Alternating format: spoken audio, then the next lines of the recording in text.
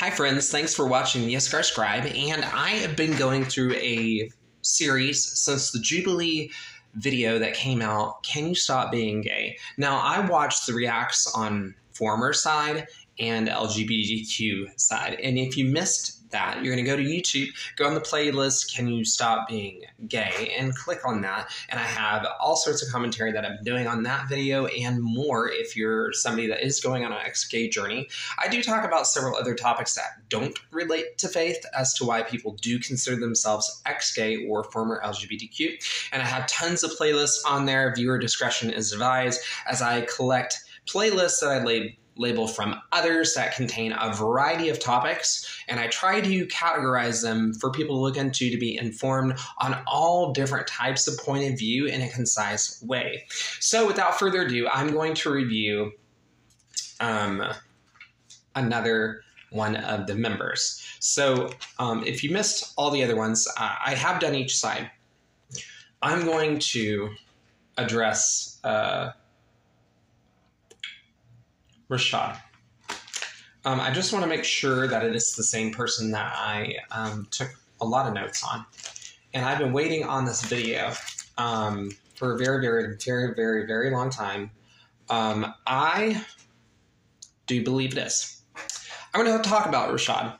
I am going to be very blunt and very candid. Based on all of their conversation, things that I've seen online, I think that they have a very biased experience. Let me go on to that. If their attractions have completely gone away, that is not the normal experience when someone has a come to Christ moment. They rose quickly to power over a period, and by power I mean affluence and influence on social media. Before that, they were just a gay person who was living for themselves, as far as I understand of their story. One of the things that they did, which is why I believe that they are really promoting charismatic inner healing and deliverance. They hijacked 80% of the former LGBTQ conversation react piece that they did. Because of that being the case, and because of the way that they treated Abigail, I believe that as it stands, and I'm going to try to be very kind when I make this video specifically about them. One of the things that I took a note on is that this person really doesn't talk about what discipleship looked like in their emphasis. They heavily talk about demonology. They heavily talk about casting out demons. And there's no other conversation exception of that. So it's always demons, generational curse, or just have an experience. And that's one of the things that I noticed, is that there was a lack of teaching and sound doctrine. And they had talked about nasty comments. Again, when I listen to this person, I don't think that they're very informed on history, just from listening to them. And I think that they really were losing, in some way, I think they were losing the ability to control themselves. Just objectively looking at what was going on. I do find that he talks about pain and anxiety, and he really doesn't talk about his life or like what he's learning or growing through. It's just understand that sin is wrong. Understand this. It's a demon.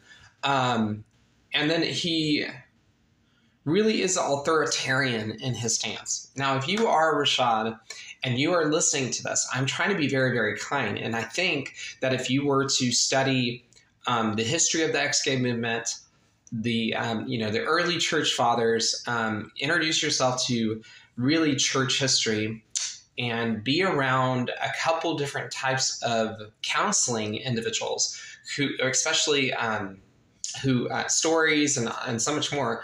I think that your experience is the most loudest voice in Christendom.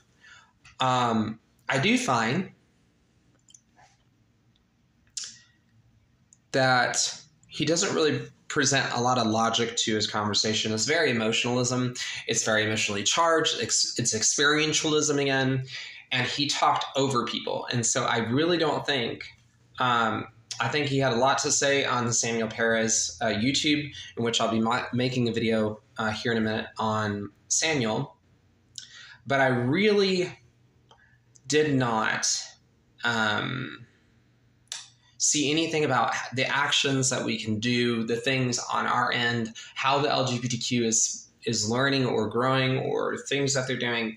And it just seems that they are very much so intent on preaching, which is what they did. Very passionate. And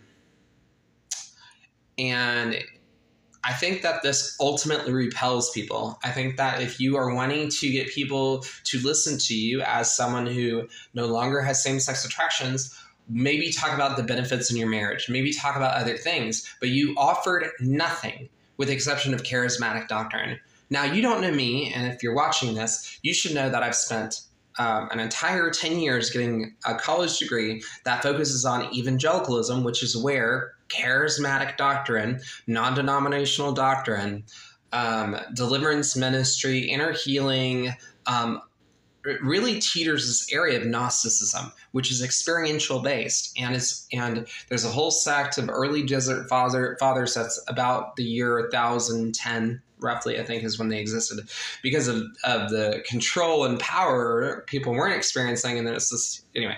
I think that you really dabble with that idea. I think that a lot of people in the charismatic and non-denominational and Pentecostal circles, they really go round and round and round and round and round, and they don't know how to minister to the soul.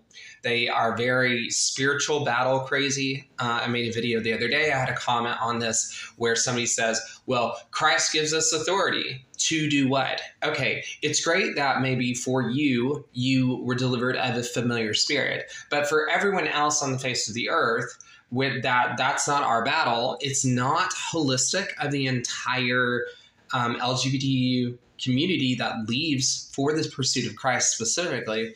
And it doesn't talk about, are there people that have you ever met somebody that's just no longer gay because they chose not to be, aside from Christ? And so what unified the group, in my opinion, was very focused on being a charismatic. It didn't reflect other types of believers that are ex-gay from different types of communities of faith in Christendom or in other religions. So you only approach this in a very preaching mindset. So that's just one of those things. I think that your experience is unique, but demons are not the end-all, say-all. And I think if you're going to address this issue, how do we respond when people say nasty comments? How do we minister effectively the love and grace of God? And more so, and I can go on and on about these areas that would help you reach more people.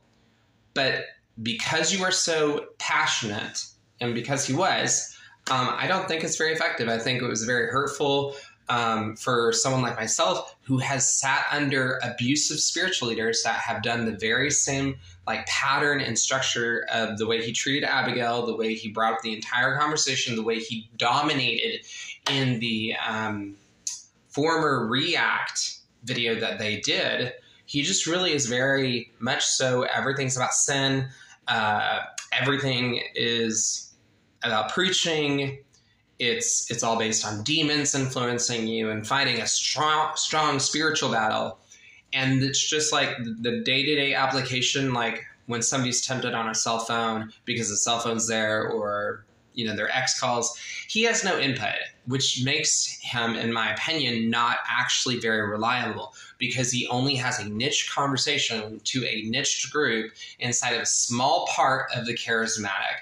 And I don't think that was very helpful. Now, what I do think that he brought to the table is he did talk about how there are people like him that exist, that their sexuality towards homosexual feelings disappears. And there's studies about that. But he doesn't bring up those studies. He only brings up preaching. So every single point during the React video and on both React videos that he was on, he was very unkind, because he wanted to dominate the conversation when those points of salvation were already brought up. So that's just my thoughts. I could go on, but I think that if he doesn't change, I think that he's going to elicit spiritual abuse in people who are ex-gay and to the LGBTQ. And that would be my final thoughts on him. So